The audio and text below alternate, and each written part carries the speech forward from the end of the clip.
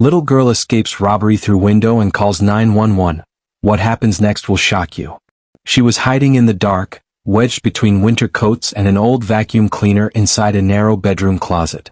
Her small fingers clutched a cell phone so tightly it made her knuckles pale.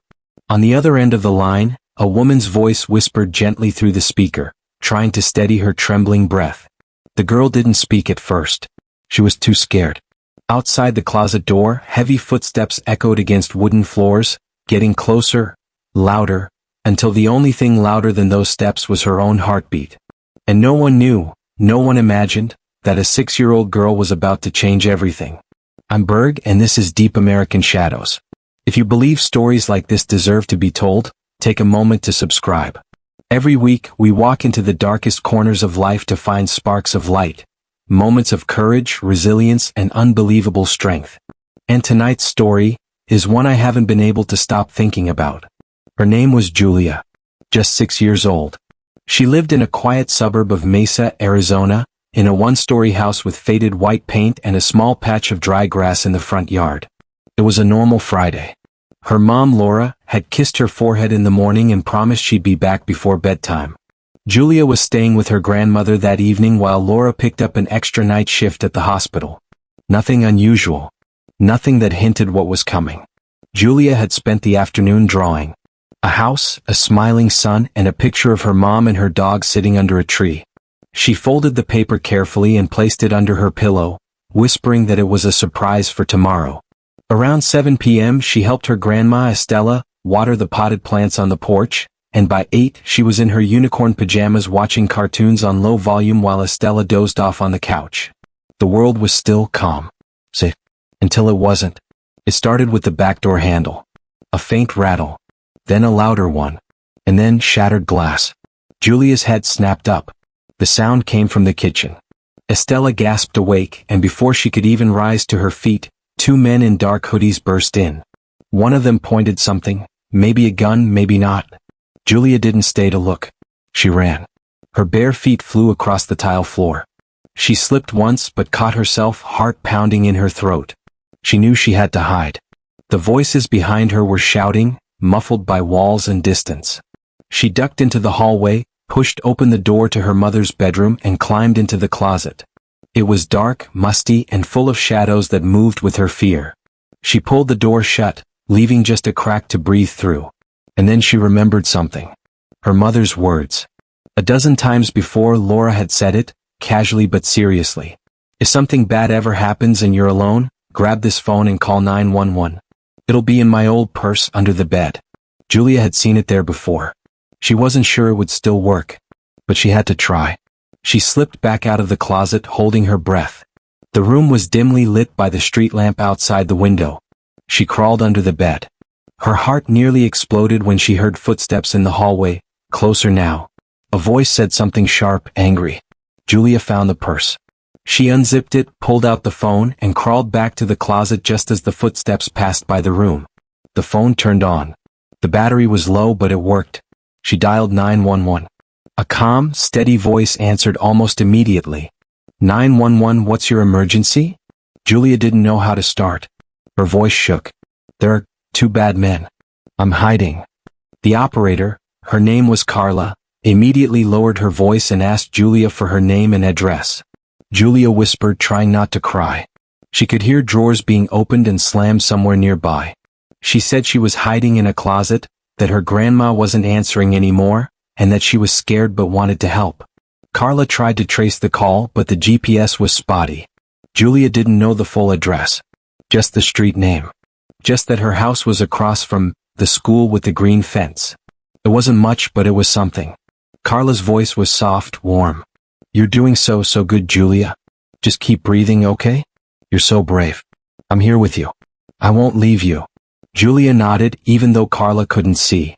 She whispered that she could hear the men getting closer again. One of them had stopped in the hallway. The door creaked. Julia held her breath, clutching the phone so tight it almost cracked. Then nothing. The footsteps moved away again. Carla told her that police were on their way, but that they needed just a little more help. Could Julia see anything through the crack in the closet door? Could she describe where in the house she was? Julia peeked. She saw the bed, the window, and the corner of a nightstand with a photo of her and her mom. Her voice trembled. "It's the room with the pink blanket. My mom's room." She told Carla that the back door was broken, that the men had gloves, and that they said something about getting out before she comes back. And then something happened that no one expected. One of the men came back into the room. He was muttering to himself. Julia froze. He stood in the doorway, then turned toward the closet. Her eyes widened. He was coming closer. "Julia," Carla whispered through the phone, "you have to move. If you can get to the bathroom. There's a window." Julia didn't answer. She just waited. The footsteps got closer, and then stopped. The man cursed under his breath and left the room again. Now was her chance. Still on the call, Julia crept out of the closet, crawled toward the bathroom and shut the door behind her, careful not to make a sound. The window was high, but she was small. She stood on the toilet, pushed the window with all her strength, and it opened just enough for her to slip through. Scraping her arm on the way out, she dropped into the gravel outside. She was out. She ran barefoot through the neighbor's yard, tears streaking her cheeks. Her voice was hoarse. She pressed the doorbell with shaking fingers again and again. Lights came on. An older woman opened the door, startled. Julia couldn't get the words out fast enough. "Please, bad men, my grandma, please call the police." The neighbor, Mrs. Hernandez, didn't hesitate. She pulled Julia inside, grabbed her own phone, and within seconds the call was confirmed. The dispatcher had Julia's voice on one line, and her location from the neighbor's landline on another. Officers were dispatched in under 2 minutes. What no one knew at that moment, what hadn't yet registered in the system, was that Julia, in the middle of the darkest night of her young life, had just saved not only herself, but also her grandmother, her home, and the lives of others who might have been next. In the following parts, I'll take you through what happened in those final minutes before police arrived, what the intruders were really after, and how one child's courage exposed something no one could have imagined. The house was still in chaos when the first squad car turned the corner onto Sunridge Avenue. 2 officers from Mesa PD, Officer Ramirez and Officer Lee, were the first on scene. They'd received the dual dispatch from Carla at 911 and the landline call from Mrs. Hernandez almost simultaneously. The address lined up, but what stood out wasn't just the location. It was the fact that the person who had called for help, the one who gave the most useful details, wasn't even tall enough to reach a doorknob without jumping. Julia was wrapped in a fleece blanket when the officers arrived. Her arm had a scratch from the bathroom window, and her legs were dusty from the gravel. But she was focused. She pointed to her house with urgency and told Officer Ramirez in a steady voice that the bad men were still inside, and that they had something in their hands when she escaped. Inside the house, the 2 intruders were growing more agitated. They had already gone through the master bedroom, the kitchen, and were now debating whether to stay longer or leave.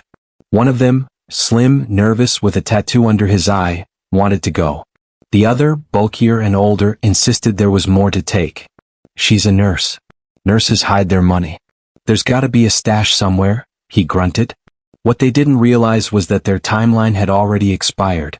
Ramirez and Lee moved quickly. They didn't know if anyone else was in the house. The dispatcher had mentioned a grandmother, but there was no way to confirm if she was still alive. They split to cover both exits, coordinating silently with the backup unit that arrived moments later. The officers didn't make noise. No sirens. No spotlight. Just quiet, focused precision. Julia watched from Mrs. Hernandez's window across the street. She gripped the blanket tighter and whispered, more to herself than anyone else, that she hoped her grandma was okay. The entry team moved in through the front door, which had been left slightly ajar. Guns drawn, they swept the first room, living room clear. Kitchen, ransacked but empty. A small groan from the back of the house made Officer Lee freeze. They followed the sound. In the hallway, behind an overturned lamp and scattered mail, they found her, Estella. She was unconscious but breathing, her wrist bruised, her pulse weak but steady. Paramedics were called immediately. One officer stayed with her while the others moved deeper into the house. And that's when one of the intruders made a mistake. The slim man, hearing the commotion, bolted toward the back door, the same one he had broken earlier. He didn't know the officers had already blocked the yard. As he pushed through the busted screen and sprinted out, he ran directly into Officer Patel from the second squad. The takedown was quick and clean. No injuries, just cuffs and confusion. But the bigger man, the one who'd insisted on staying, had slipped into the guest bedroom and barricaded the door. Inside he paced. His breathing was erratic. He didn't know how many cops there were, or how they found the house so fast. In his panic, he looked for a window to escape. There wasn't one. Officer Ramirez called out from the hallway, calm and firm. "You're surrounded. We know you're in there. Come out now and this ends peacefully." Silence. Then a thump. The sound of furniture being shoved. They were preparing for a breach when a voice came through from dispatch. It was Carla again. She said, "Julia just remembered something. There's a trapdoor in the closet of the guest room. It leads to the crawl space." The officer blinked. No one else knew that. That one detail, said through a whisper by a 6-year-old who was still barefoot in a stranger's living room, changed everything. Ramirez signaled his team. They moved around the house and found the external vent for the crawl space behind the garden wall. It had recently been pulled open. Flashlights pierced the darkness under the house. Dust and cobwebs swirled in the beams of light. A shadow moved fast across the dirt. They shouted commands. He didn't comply. He ran toward the side wall, toward the neighbor's yard. But he never made it. Officer Lee cut him off from the side and tackled him hard enough to shake the ground. Backup moved in, cuffed him, and dragged him out from under the house covered in dirt, panting and defeated. Julia saw it all from the window. Mrs. Hernandez asked her gently if she wanted to sit down, but Julia shook her head. She just wanted to see her grandma. She just wanted to make sure she was okay. By the time the officers came to speak with her, Julia had gone quiet again. The adrenaline had worn off.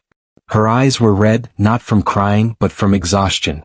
Still, when Officer Ramirez knelt down in front of her, looked her in the eye and said, "You saved your grandma's life tonight," she gave the smallest, proudest smile anyone had ever seen.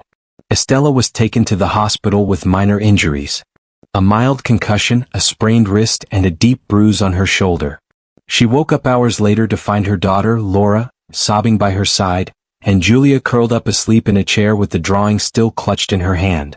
It was later that morning, just before sunrise, when the full scope of what had happened became clear. The two intruders weren't just petty thieves.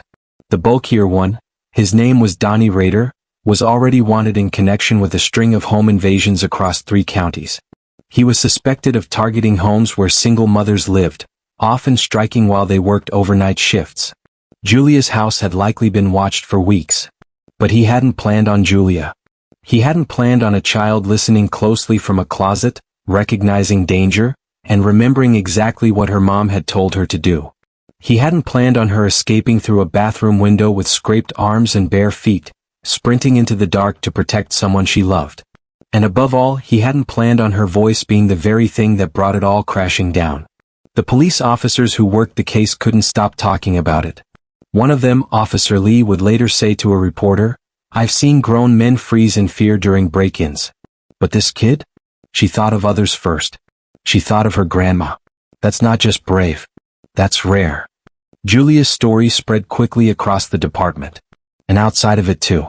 In the next part, I'll show you how the town reacted, the moment Julia met one of the officers again in the most unexpected place, and why some people started calling her the Little Lionheart. It didn't take long for the story to leave the confines of Mesa's local precinct. By the following evening, word had reached the regional news. Not just of the break-in or the arrest, but of the little girl, barefoot, scraped, whispering into a phone while hiding in a closet, whose call led to the takedown of a serial home invader. The reporters didn't know her name at first. For privacy, the police referred to her only as a minor. But within 2 days, one name quietly started passing between neighbors, officers, nurses, and even teachers: Julia. It was Mrs. Hernandez, the neighbor who had opened the door to find Julia trembling on her porch, who first used the term that stuck. She told a journalist that the girl didn't look scared when the police cuffed the last man. She looked fierce, she said. Like a little lion. And so, the town began calling her the Little Lionheart. But while the outside world marveled, inside that small house on Sunridge Avenue, things were quieter, more fragile. Julia hadn't said much in the days after. Her voice, always soft, had become nearly a whisper. She clung to her mother's hand during doctor visits, flinched at loud noises, and asked to keep the bedroom light on at night. Laura tried to be strong. She worked fewer hours to stay home, helped Julia feel safe again, and read her bedtime stories even when Julia didn't want to sleep. But the weight of everything, the what-ifs, the guilt of having been at work, pressed into her chest like a boulder. One night, Julia asked if Estella was going to die. Laura hugged her tightly and promised no. Estella was recovering. Slowly. Her wrist was still wrapped in a brace, and she moved gingerly around her apartment. But she was alive. And Julia had made sure of that. Meanwhile, Officer Ramirez couldn't get Julia off his mind. He had responded to countless break-ins before, some ending badly, others resolved with arrests, but none where the key witness had been 6 years old and hiding alone in a closet. He remembered how calm her voice was on the call replayed by dispatch. How specific she'd been. How brave. He asked his supervisor if they could stop by the house. Not for official reasons. Just to let Julia know she wasn't alone. It was the following Saturday when Ramirez and Officer Lee returned to Sunridge Avenue, this time without sirens, without gear. Just two humans in uniform carrying a small white teddy bear with a badge pinned to its chest. Julia saw them from the window and ran to the door before her mom could stop her. "Hi," she said. Her voice still quiet but clearer. Ramirez knelt down to eye level. "Hey Julia. We brought someone who wants to meet you." He handed her the bear. On its stitched foot was a small message written in black ink. "You are brave. You're loved. Mesa PD." She smiled. "Thank you." Laura stood behind her daughter, tears already forming. It was the first time she had seen Julia look at ease. Lee looked at the little girl and said half-jokingly, "You're faster than half the rookies we train." Julia giggled for the first time in days. It was a small sound, but it filled the house like sunshine. They sat together for almost 20 minutes. Julia didn't say much, but she asked if they had caught the man with the gloves. Ramirez nodded. "We got him. Both of them. They can't hurt anyone else." "Good," she said softly. Then added, "My grandma still dreams about them." Laura's face tensed, but she let her daughter speak. Ramirez leaned closer. "Sometimes when something scary happens, our brains try to replay it. But every time we remember it, we also remember how strong we were. You were strong, Julia. Your grandma too. And now, those men don't get to decide how your story ends." Julia looked up at him, eyes wide. "I didn't feel strong. I felt little." "You can be both," he said. "The strongest people I know are the ones who protect others even when they're scared." Those words stuck. In the weeks that followed, life didn't go back to normal, because some stories don't return to what they were. But it did get better. Julia began speaking more. She returned to school, and though she didn't want anyone making a big deal of it, word still got around. Her classmates were told not to bring it up. But one morning her teacher placed a yellow star on her desk with a note, "For courage that echoes." At recess, a boy who didn't talk much offered her a juice box without saying anything. A small gesture. One she accepted with a shy nod. And at home something new had begun.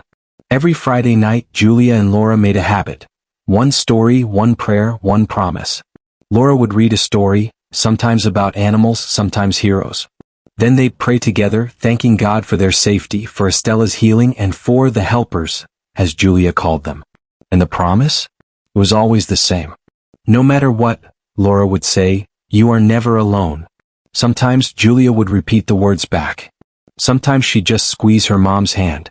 But one night, as the light dimmed and Laura tucked in the covers, Julia whispered something that made her pause.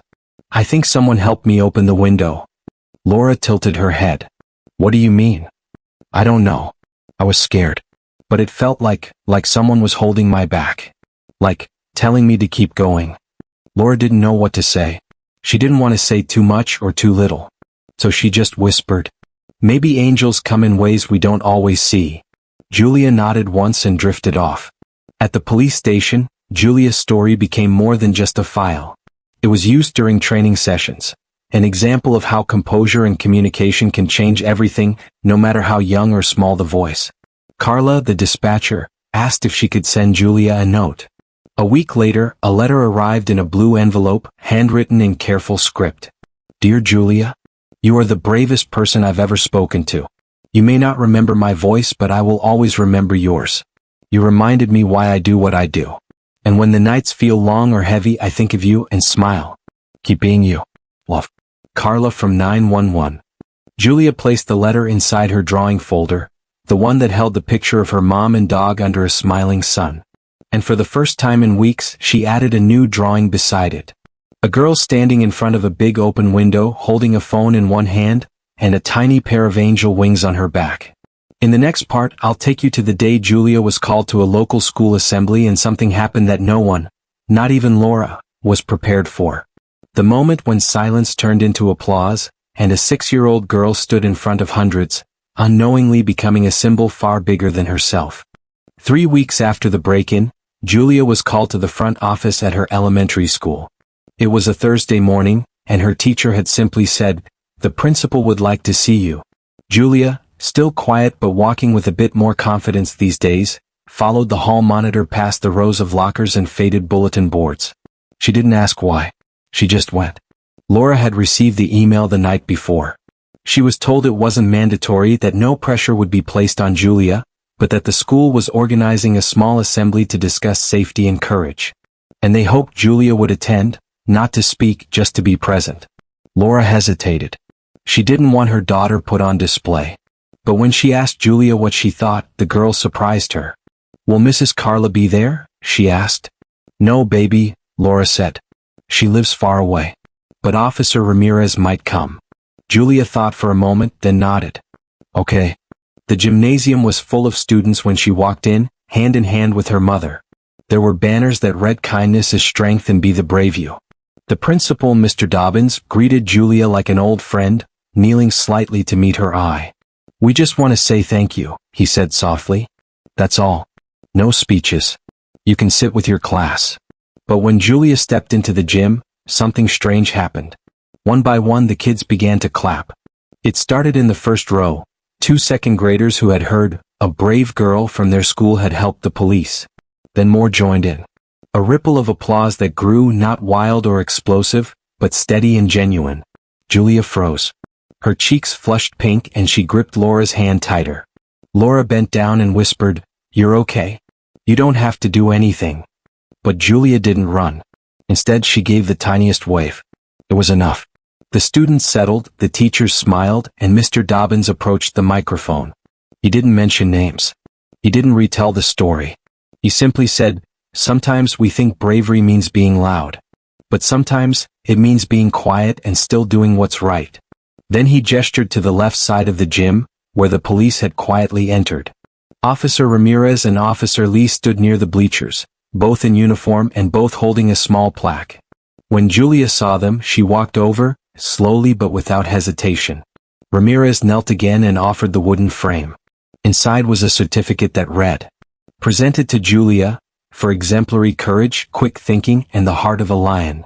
Below that, "Mesa Police Department, Division of Community Honor." Julia stared at it for a long moment. Then without a word hugged him. The gym was silent. When the ceremony ended and the students filed out, one of Julia's classmates approached her. His name was Devin. He had missed a lot of school because of asthma, and usually kept to himself. But that day he handed Julia a folded note. She opened it later at home. It said, "Sometimes I'm scared too. But you help me feel less scared." Julia smiled, folded it carefully, and tucked it next to Carla's letter. That evening Laura sat on the porch with Estella. The air was warm, buzzing with late spring insects, and Julia played quietly on the living room floor with her teddy bear, the one with the badge still pinned to its chest. Estella sipped tea and shook her head slowly. "Do you remember," she said to Laura, "how she used to hide behind you when someone new came over? Wouldn't even say hi." Laura nodded. "Now she walks up to officers and waves." They both laughed, but there was emotion behind it. Laura wiped a tear and admitted something she hadn't before. "That night when I got the call," she said, "my heart stopped. I thought I'd lost everything. My mom. My daughter. I've never prayed so hard." Estella looked over.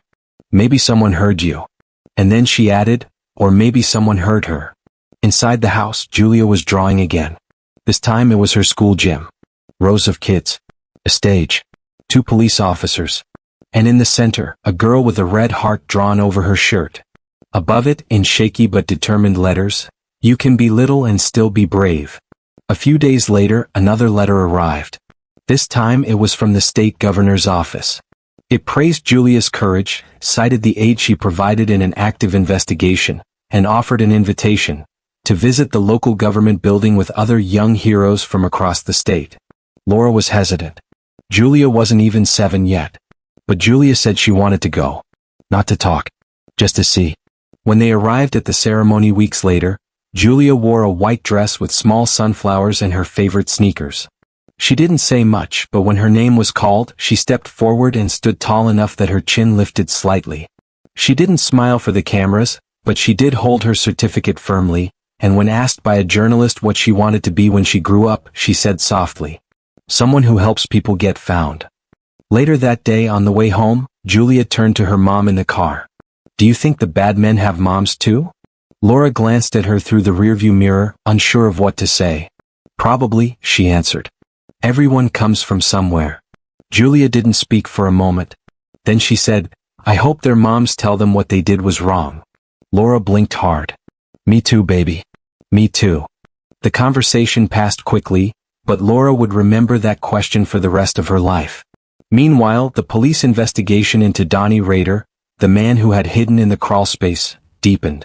Officers discovered notebooks with details about houses he had planned to target, including layouts, routines, and names. Julia's house had been circled. It was clear they hadn't chosen randomly. But because of Julia's call, they hadn't gotten away with it. And more importantly, they wouldn't hurt anyone else. Officer Ramirez gave an interview months later where he mentioned that in all his years of service, he had never seen someone so small have such an impact. "She gave us just enough," he said. "Enough location, enough time, enough courage to act. And what gets me is, she never panicked. She did what people twice her age might never have done." When asked what he thought made the difference, he said, "Her heart. That little girl wasn't thinking of herself. She was thinking of her grandma. That's love. That's bravery." By the end of summer, Julia had returned fully to her routines. She played more, slept better, asked fewer questions about the night it all happened. But once in a while, she would ask to re-listen to the voicemail Laura had saved. The one left by Carla after the incident. It said, "Hi Julia. This is Carla from 911. I just wanted you to know that the officers told me everything. I'm proud of you. The whole world is proud of you. And I hope you know, your voice made a difference." And every time Julia heard it, she didn't smile. She didn't cry. She just closed her eyes and whispered, "I remember." In the final part, we'll walk through the last chapter of Julia's story, from an unexpected reunion to the powerful reason why her story continues to echo through her community, and how, sometimes, the quietest heroes leave the loudest legacy. It was a fall afternoon when Julia stepped into the community center's main hall, now filled with paper lanterns, sunflowers, and rows of folding chairs. She was 7 years old now.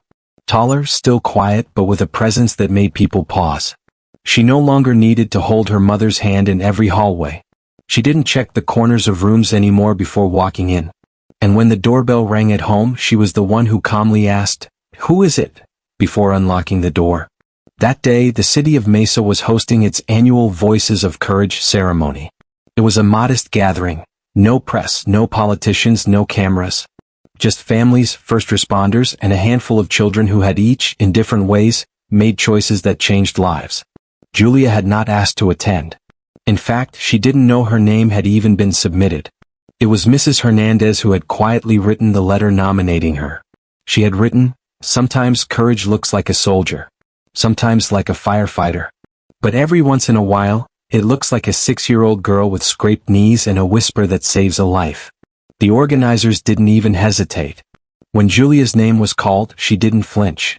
She walked to the front of the room in a navy blue dress and white sandals, her hair pulled back in a ponytail. She didn't say anything. She simply accepted the small medallion placed around her neck, nodded to the crowd, and walked back to her seat with quiet dignity. But what no one knew was that a visitor was waiting outside. Carla. The dispatcher. The voice that had guided Julia through the darkest night of her life. She had driven in from out of state after being invited in secret by Laura. They had never met in person. Not once. Their only connection had been a phone call. 12 minutes and 46 seconds of trembling whispers, calm reassurances, and silent heroism. As Julia stepped into the hallway after the ceremony, she stopped. There she was. Carla. Tall, gentle-eyed, standing near the bulletin board with her hands folded, unsure whether to speak first. Julia tilted her head slightly, then took a few cautious steps forward. "You're the voice," she said. Carla smiled. "And you're the one who made that call." They didn't hug immediately. There were no tears, no dramatic reunions. But something passed between them. A recognition. A thread that had never snapped, even across months and miles. Finally Carla said, "I've thought about you every day." Julia whispered, "I drew you once. You had wings." Carla's eyes misted. "You had them too." That moment stayed with both of them. Not for what was said, but for what wasn't. Two people, connected by urgency, silence, and strength, meeting not as strangers, but as survivors of the same night, on different ends of a phone line. Over time, Julia's story continued to ripple outward, not as a headline, but as a quiet tale told in classrooms, shared in police briefings, remembered in training sessions. She was never pushed into the spotlight. There were no books, no documentaries. But there was a change, subtle yet unmistakable. Children learned that fear doesn't mean failure. That whispering into a phone can be as brave as shouting from a rooftop. That being little doesn't mean you're powerless. And most importantly, that love, for a parent, a grandparent, even a neighbor, can light the way when everything else goes dark. In the spring of the following year, Officer Ramirez retired. On his last day he handed in his badge and cleaned out his locker. But before leaving he placed one item in the precinct's memory box. A small printed photo of a girl holding a phone, with the words, "You can be little and still be brave" written across the bottom. When asked later what he would remember most from his career, he said without hesitation, "A child who never ran away from danger. She ran toward the people she loved. That's all the legacy I need." Julia never became a police officer. She didn't become a public speaker. But she grew. And each year on the same day she and her mother would walk quietly to Mrs. Hernandez's house and bring sunflowers for the porch, just to say thank you. And on the final page of Julia's old drawing folder, the one filled with letters and memories, there's now a single sentence written in neat, even script. "My voice mattered. So does yours." If this story moved you, we invite you to subscribe to Deep American Shadows. We bring you stories not of superheroes, but of real people, real moments, and real courage in the face of fear. Comment below, what does true bravery mean to you? And if you believe in the power of quiet voices, share this story. Because somewhere out there, another child may need to hear that even in the darkest room, her voice can still reach the light.